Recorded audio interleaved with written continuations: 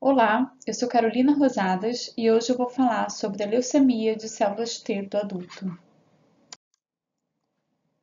A leucemia linfoma de células T do adulto também é conhecida pelas siglas LTA, LLTA ou ainda ATL, sua sigla do nome em inglês. A ATL ela é uma leucemia grave associada à infecção pelo vírus HTLV. Para a gente entender um pouquinho sobre a TL, é importante a gente conversar sobre o nosso sistema linfático, que faz parte do sistema de defesa do nosso corpo.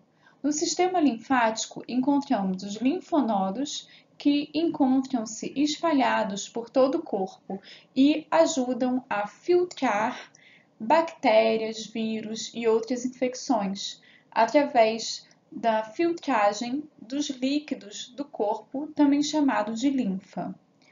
Os linfócitos são células que fazem parte do sistema imune e são responsáveis por proteger o nosso corpo contra infecções. Os órgãos linfáticos compreendem medula óssea, baço, dentre outros.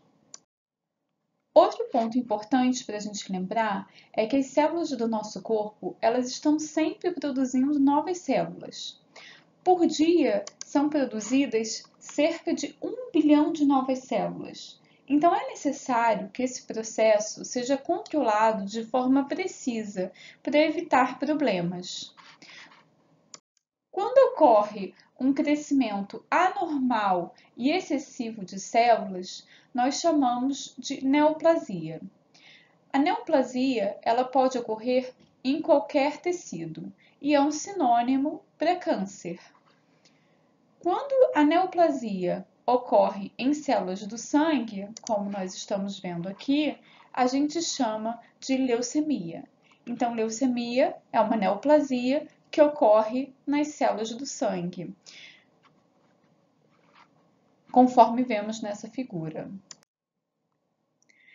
É importante a gente lembrar que o HTLV ele encontra-se dentro da célula. Então, a partícula viral ela entra dentro da célula e o HTLV coloca o seu material genético no interior do DNA da célula. E o HTLV ele vai infectar justamente células do sistema imunológico, chamados linfócitos. E como então vai ocorrer o desenvolvimento da TL? Bom, o HTLV, que está aqui representado, ele vai infectar uma célula, um linfócito.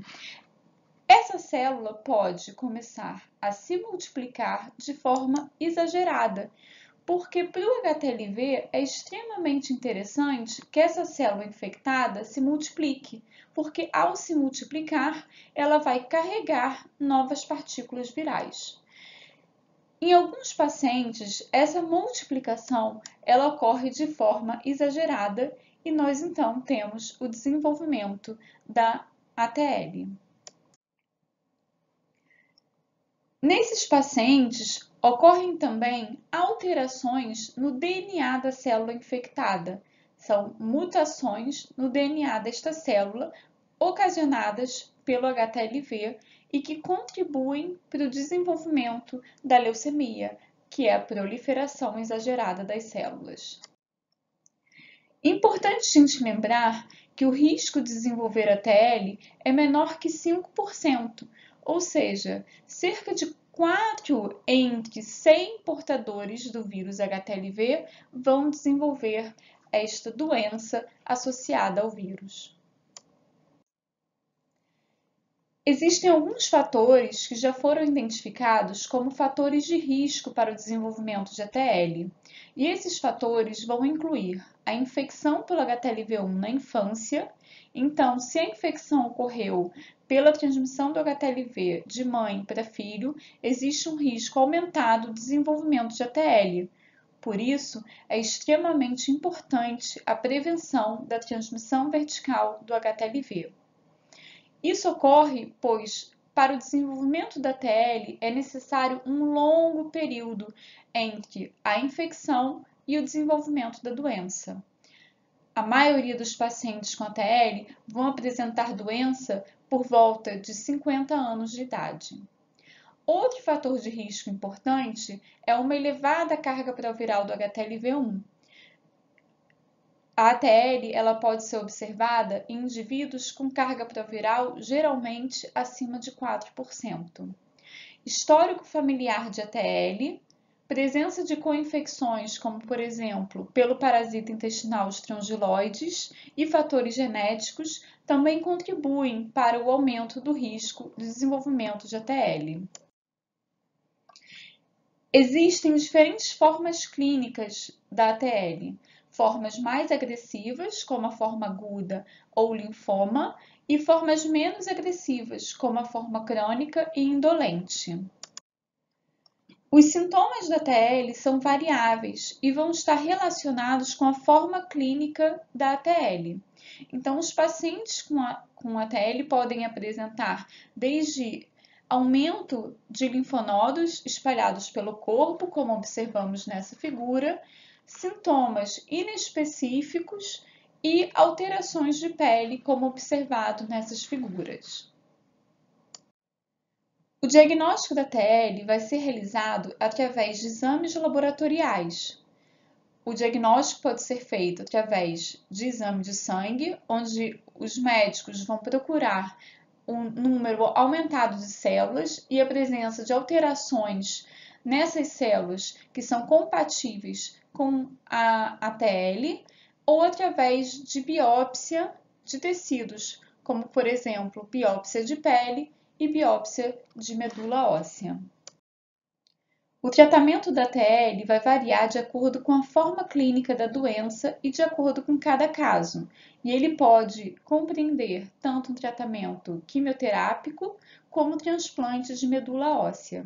Em alguns casos, o mais indicado é a observação do paciente e o acompanhamento da progressão da doença. Recentemente, a Associação Internacional de Retrovirologia publicou um guia de tratamento da ATL, que pode ser encontrado tanto na revista científica como no site da Associação Internacional de Retrovirologia. O objetivo do guia é auxiliar os clínicos no tratamento da ATL. No Brasil, recentemente foi aprovado a inclusão de exames confirmatórios para o diagnóstico de HTLV em pacientes com ATL. Além disso, no mesmo ano, foi aprovado o uso da zidovudina, que é um medicamento quimioterápico, para o tratamento de portadores com ATL no sistema público de saúde.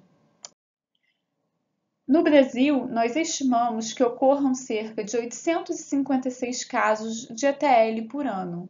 No entanto, os números de casos notificados são muito menores. Isso pode ser por conta da falta do conhecimento sobre esta importante doença no país.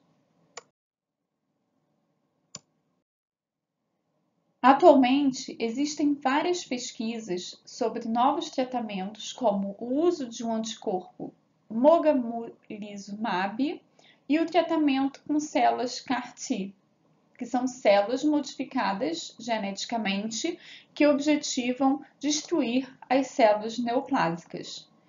Além disso, muitos estudos com resultados promissores foram publicados recentemente em relação ao diagnóstico precoce da ATL.